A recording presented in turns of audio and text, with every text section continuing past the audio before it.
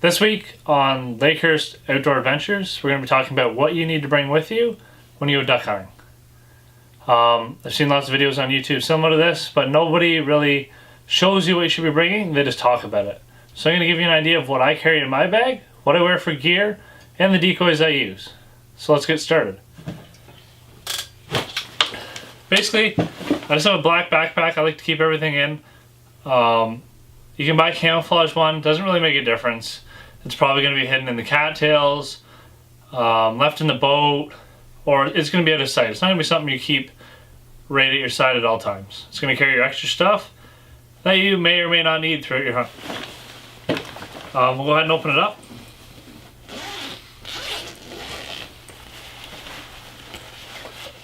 This is new, something that I've been doing, but we've been wearing electronic headphones. Prior to this year and last year, we just hunted without them.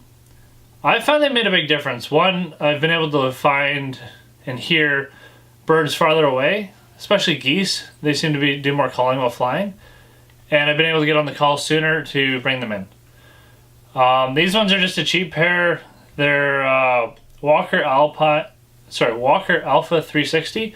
I picked them up at TSC for 40 bucks, and they run on a couple AAA batteries. They work really good. Something cheap, but it protects your hearing in the long run. Next, this is one of the most important things, an ammunition belt, along with ammunition. The belts usually hold about a box of shells. This one I have full of Black Cloud number 4s. That's what I like to use for ducks. I'm going to make a video later on going into detail on the different brands of shots, as well as what ones I find work best opposed to others, and the difference between 2 3/4, 3-inch, and 3.5. But we'll save that for another video. So yeah, an ammo belt's nice to have. You can pick them up at Canadian Tire, Walmart, Bass Pro, Cabela's, any of the hunting stores, and I think they usually run about 20 bucks. Next in the bag is going to be your calls. These are a little messy. I like to have a few different calls. They give off different tones and stuff. This strand here carries 6 calls. I have 2 mallard, 3 goose, and 1 wood duck call. You don't have to pay a lot for calls, especially not for ducks and geese. You can pick them up Canadian Tire, Walmart for anywhere from $10 to $30, and you can get ones that, you know, they range into the hundreds. It all depends what you're looking for. If you're just going to be casually hunting, you know, you might go at opening weekend and one after that. Just start off with something simple, and like the shot call, we're going to make a video later on describing different calls and what ones you should stay away from and which ones you should lean towards, especially for beginners to intermediate to advanced. Okay, so next in the bag, we have a flashlight. A lot of the times, you're either going to be setting up in the dark or coming home in the dark. Flashlight's great to have. This one's a little one, fits in my pocket, so I can either clip it on my clothes or put it away while I'm setting up decoys, but it's easy to access. It's always there.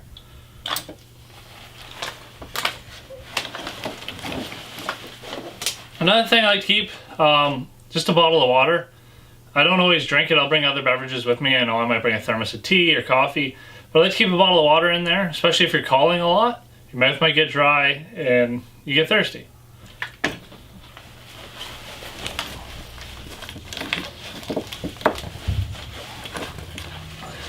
So, depending where you live, I now live in the city, so I don't like to clean birds at home. I like to clean them while I'm out in the field, and I leave the one wing on them.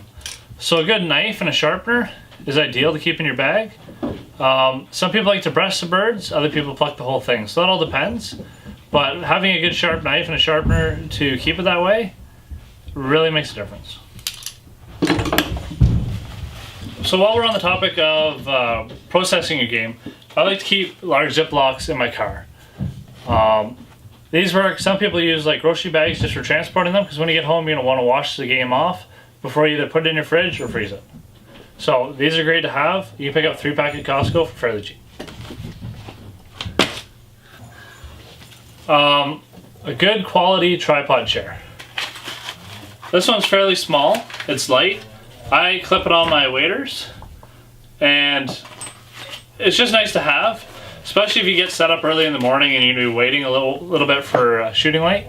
Having a small chair, you know, just makes it a little more enjoyable having the comfort. You're not going to be using it while you're shooting, but especially while you're waiting around.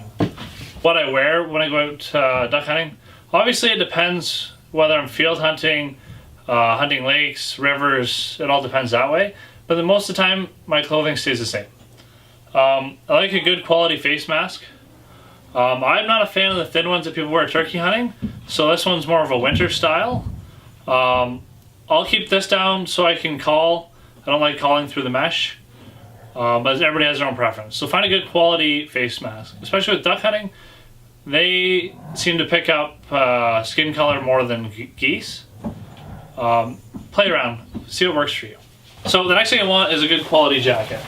You're gonna want rainproof or waterproof for sure.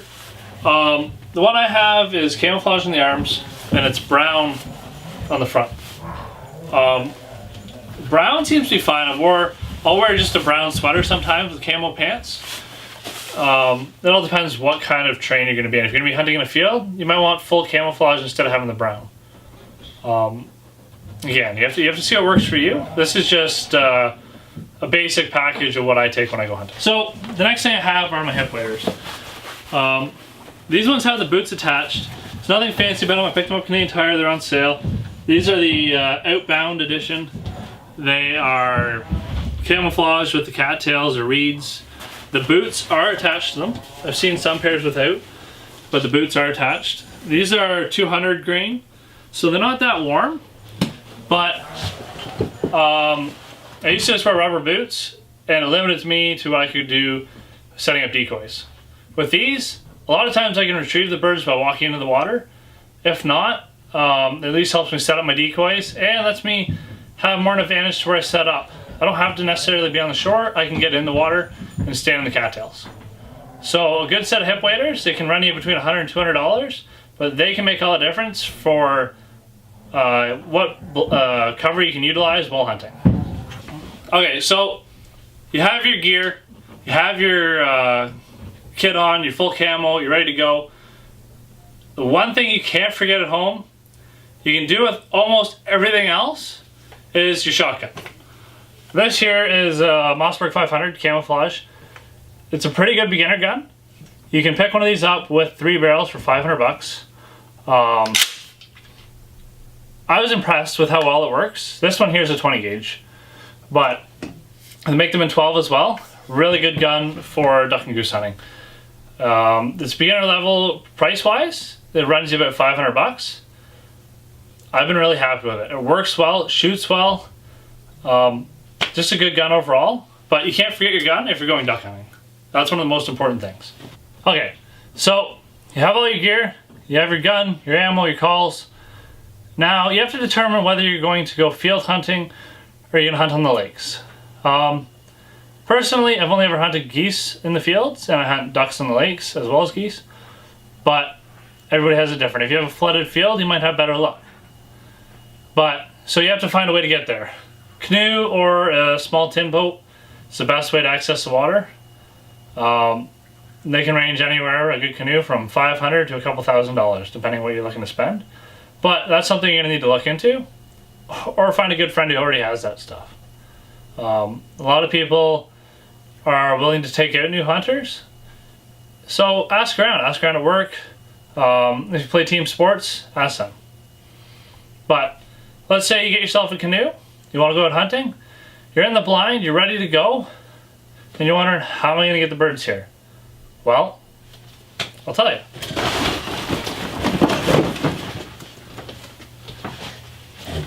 You're going to need decoys. I run 3 different species. I'll run a goose. I buy floaters with a detachable bottom so I can field hunt with them as well. These ones have like a felt head. They've worked well for me. I don't run a lot of goose decoys though. I'll run 4 when I'm out hunting ducks in the water, just in case you have a flock coming by. So good set of goose decoys is always good. The next, for my area, we have wood ducks. So I run a set of wood duck decoys. I'll mix them in with my mallards. Again, I don't run a whole lot of decoys. Some guys run big patterns or big setups. I run smaller ones. So you'll have your wood ducks. And your most common around, at least where I am in Ontario, your mallards. So you're going to want some mallard, both male and female of all species, for your patterns. I'm going to do a video later on how to set up decoys. But for today, you know, go out by yourself, half dozen or a dozen mallard decoys, and you can get most species of ducks to land within it. The mallard call is the easiest one, I feel, to begin with for calling. So, you know, that's what I would get. But all three species are a good one to carry in your bag. Okay, so you've got out there, you've got your decoys, you're calling away, some ducks and geese come in, and you shoot them. Now you've got some birds down in the water. You've got a few options. One, if it's not too deep, walk out in the water with your waders. Pick up the birds and, you know, bring them back.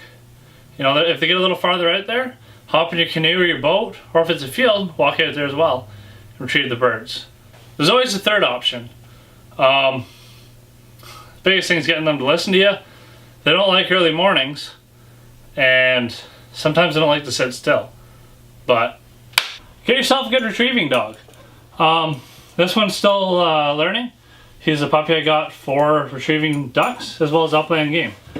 A little bit of practice, he should be out in the water fetching ducks in no time. It's a consideration, it's a lot of work, but in the end it could pay off. One, is a really good companion, and two, you know, maybe you get to stay on shore and shoot some more ducks. That's pretty well it. It doesn't take a lot to get out duck hunting. You don't need half that stuff. You could simply probably go out in a pair of blue jeans, camouflage jacket, shotgun, some ammunition, a couple decoys and a call. But that's what I take when I go. Everybody has their own preferences, and they can make adjustments to see what works for them. That's it for this week's episode of Lakehurst Outdoor Adventures. Stay tuned for next week. I'm going to have a new video, probably related to duck hunting. Could be something else. In the future, we're going to be talking about bows, gun reviews, ammunition, decoys, do's and don'ts of hunting, as well as anything else you guys want to see. If there's a specific video you want to see, comment down below. Check us out on Instagram. We haven't started any posts yet, but it's going to be Lakehurst Outdoor Adventures. I'll put the link in the bottom. If you want to see more of how my bird dog's coming along, you can follow him on Instagram. Seiko Luke Fluff is their username with underscores in between. I'll post theirs down below as well. Until next time, stay tuned and get outdoors.